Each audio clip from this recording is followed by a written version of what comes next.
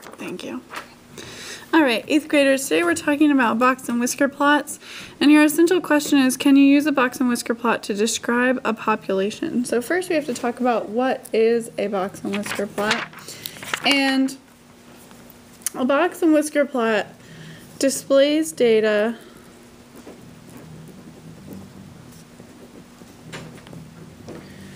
along a number line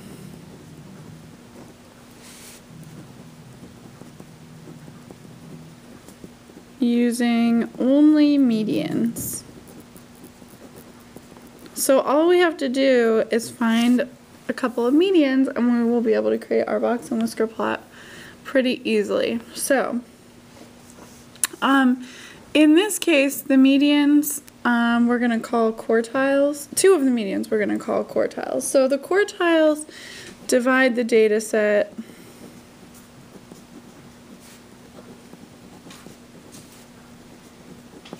into 4 equal parts.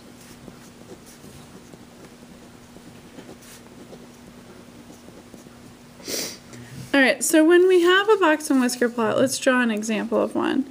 We have a number line, and in our example one, it doesn't really matter what the numbers are, so I'm just going to draw some dashes here. And we have a point, which is the least value. And then we have a box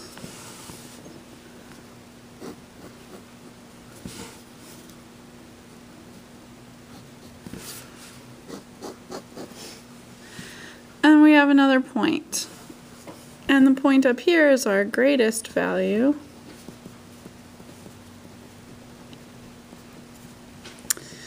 And we have 2 whiskers that connect the points of our least and greatest values to our box. And this line on this box is the first quartile.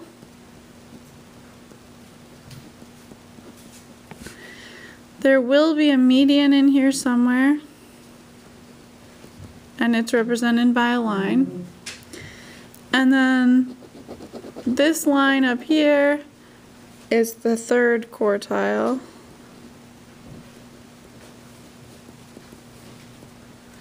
And we've also in the past called these the lower quartile and the upper quartile. But you can see the 4 equal parts. Here's the first part, here's the second part, here's the third part, and here's the fourth part. They don't look equal in size, but they're equal in terms of the number of pieces of data in each section. So in this, if we had this data set, 3 of the numbers would be here, 3, 3, and 3 to get all 12 numbers. How spread out they are gives us our picture, but there are always the same number of pieces of data in each section, and there are always 4 sections. So let's go ahead and try making a box and whisker plot. The first thing that we have to do is put the numbers in order from least to greatest, because we are only finding medians, and to find medians we always put the numbers in order least to greatest. So here we have 18, 22, 22, 24, 25, 25, 25, 27, 28, 30, 30, 30. Alright, once our numbers are in order from least to greatest, we have to find the median. So I'm going to give them all shoes to find the middle number.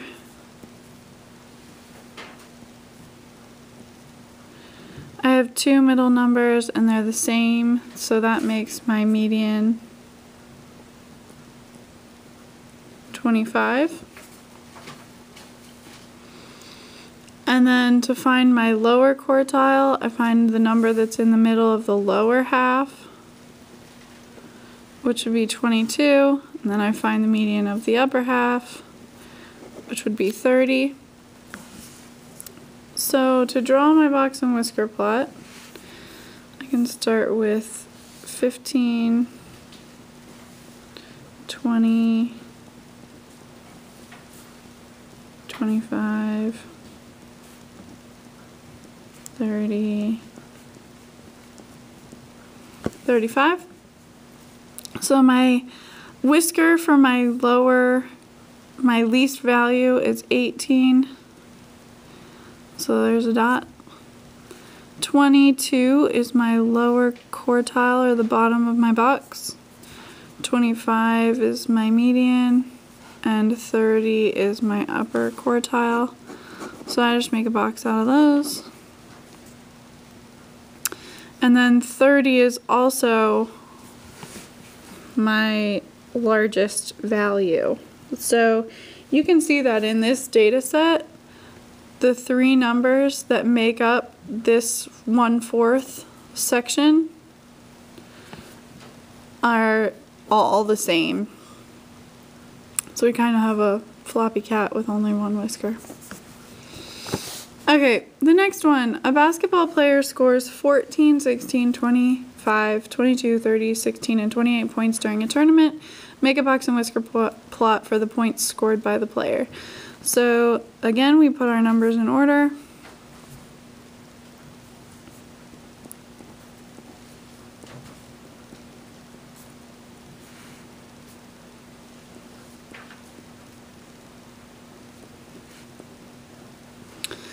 And I find the middle number. So what's in the middle of 16 and 20? That would be 18. And then I find the middle number of the lower half. So I'll give them hats. So I have in the middle of 14 and 16 would be 15. And the middle of 22 and 28 would be 25.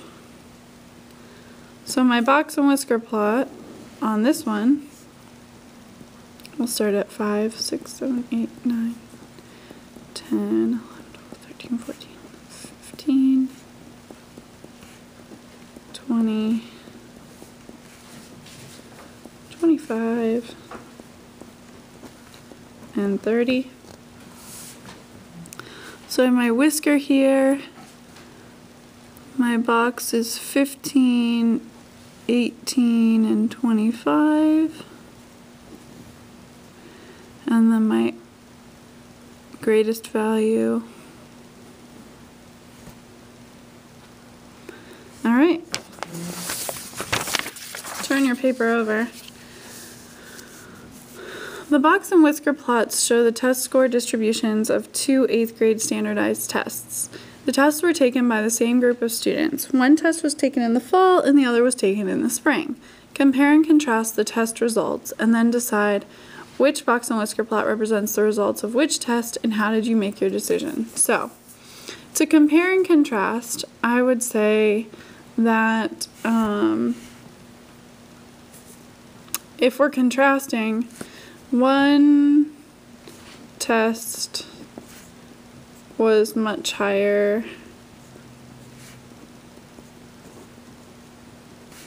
overall than the other.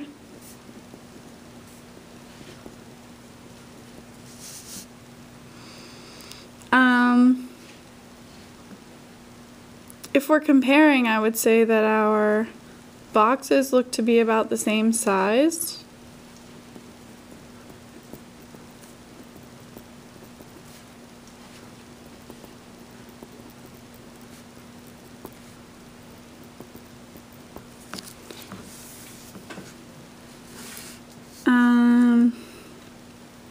That's probably good. And then which one represents the test in the spring and which one represents the test in the fall? I would say at the beginning of school, the students haven't learned much yet this school year, so this would be the fall test and this would be the spring test. because now they have all of their new 8th grade knowledge. Okay, on the next one, what does the box and whisker plot tell you about the data? So you can see that our lower extreme is 50, our lower quartile is 58, our median is 64, our upper quartile is 70, and our upper extreme is 72. And we know that this is talking about height. So I would say that looking at the whiskers, the left whisker is longer than the right whisker. So the first quartile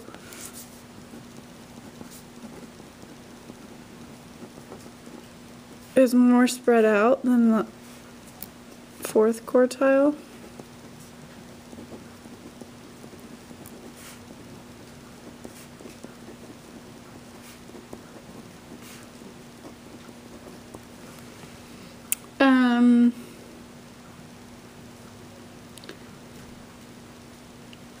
I also might talk about the range of the data. So the range is 72 minus 50, so the range is the range of heights of whatever they're talking about is 22 inches, which is a pretty big range.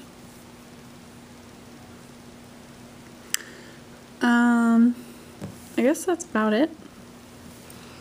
Oh, I could say that the middle half of the data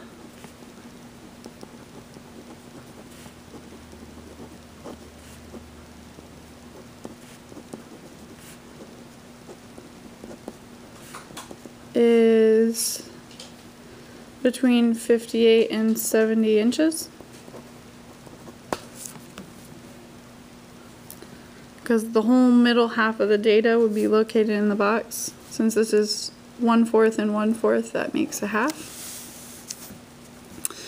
And our last question, which statement is true about the double box and whisker plot? So this says your class, and this is your friend's class. Half of the test scores in your class are between 85 and 100.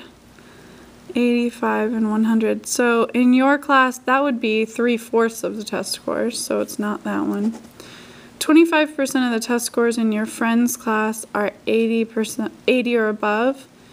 80 or above is 2 quartiles, which is a half, so it's not that one.